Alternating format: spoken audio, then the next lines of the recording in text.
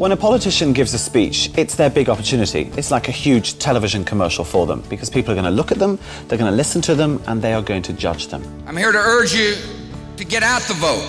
They have to be aware of how people see them. In other words, their body language, their image, their style, their etiquette. So I can guarantee you this, every time a politician rolls out in front of a crowd, they know not only what they're going to say, but how they're going to say it. All the gestures, all the mannerisms will have been pre-programmed and planned. That is the choice. Words account for as little as 7% of the perceived impact of the message.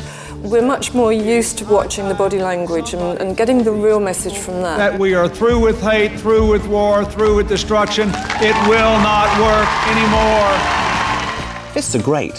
Fists mean, I've got this issue in my hand, I'm going to deal with it. The gavel action is good. It means, I want closure, I'm going to get closure, and I'm the man to bring closure. And pointing is good as well, but only pointing down. Pointing down is really good.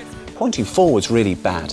Because when you point forward, you're being aggressive and you're saying, I'll fight you, I'll fight all of you. So this is good, that is bad. And build a coalition to... Clinton was a real pointing trailblazer because he understood you couldn't do that. And so they had to think about it in a talk, and they decided that was quite good. A sort of squished thumb. And he did that a lot. And that seemed to be acceptable. And then Blair starts doing it. It's the thumb of power. When you see someone like Arnie doing this, yeah, it means I run out of things to say, so I will just do this for some time. And it's amazing because it is actually a time filler. And so he'll do his speech, and then he's finished, but they're all still clapping, they're all still applauding, he's still up there. What do?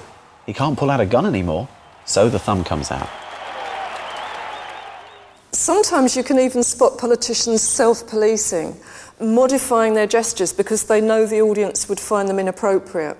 And Tony Blair here goes to raise his arms in that triumphant gesture. It's baring the armpits, it's a sign of arrogance, aren't I fantastic? So he goes to raise his arms and then drops them quite quickly. He realises that it just plain wouldn't work.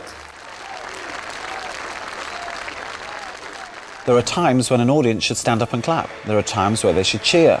There are times where, in America, they should holler loudly. But you've got to tell them when to do it, because an audience won't do it off their own backs. They need to see the signal.